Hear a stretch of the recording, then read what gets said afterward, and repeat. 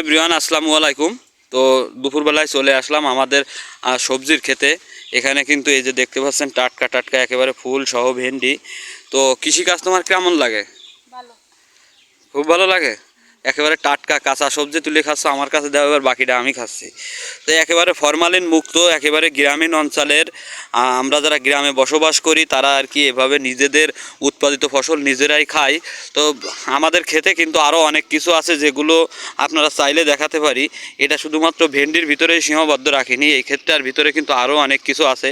এই যে দেখতে পাচ্ছেন এখানে কিছু বরবটি চারা উঠতেছে, আর এখানে পাতাকপি লাগানো আছে। আর এই সাইডে চলো, এই সাইডে এই যে বরবটি, এখানে কিন্তু এই যে দেখুন বরবটি একেবারে হাতের নাগালে ঝুলতেছে। আর একটা সাইজ দেখুন, 1 থেকে 1.5 হাত লম্বা হয়েছে।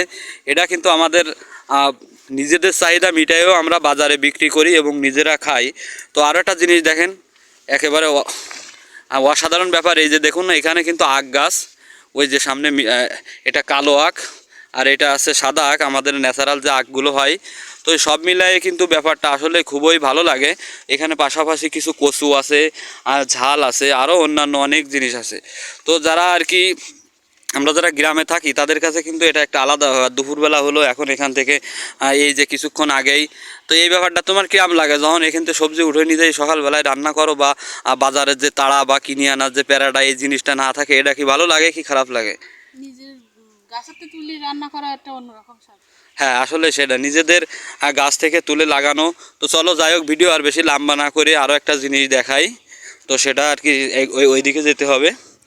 তো এই মূলত কৃষি কিন্তু শুধু একটা খাবার উদ্দেশ্যে নয়, কৃষি কিন্তু একটা দেশকে সমৃদ্ধশালী হিসাবে গড়ে তুলতে পারে। অনেকেই আছে লজ্জার জন্য কৃষিকাজকে অনেক দূরে রাখে বা কৃষিকাজ নিয়ে পরিচয় দিতে ভয় পায়। তুমি যে এই যে একটা শিক্ষিত মানুষ, পড়ালেখা করেছো, ভালো একটা কলেজ থেকে একটা ডিগ্রি নিছো, নেওয়ার পরে এই যে আমার মতো একজন কৃষকের সাথে আছে, এই ব্যাপারটা নিয়ে কিরাম লাগে?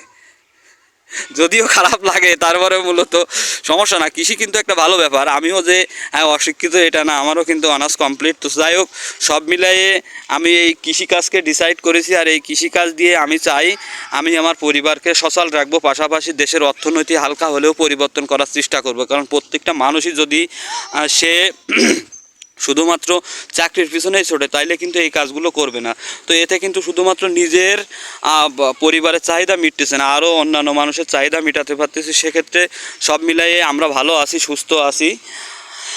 আল্লাহ হাফেজ, সবাই ভালো থাকবেন, সুস্থ থাকবেন। আর চাইলে যদি কৃষিকাজ করা সম্ভব হয় তাহলে অবশ্যই করবেন। কারণ এখানে আসলে কিন্তু আরেকটা কথা, এই যে কৃষিকাজের ভিতরে তুমি যখন করো তখন এর ভিতরে আসলে নিজের মনটা ভালো হয়ে যায় না? নিজের হাতে লাগানো বা নিজের হাতে এই গাছগুলোর পরিচর্যা করা, একটা সন্তানের মতো লালন পালন করা, এটা কিন্তু অবশ্যই একটা ভালো লাগে এবং ভালো লাগার কাজ করে।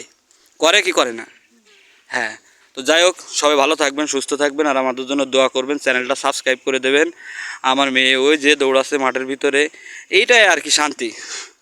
তো সবার জন্য শুভকামনা রইল। অবশ্যই কৃষিকাজকে সামনে রেখে সামনের দিকে অগ্রসরিত হবেন।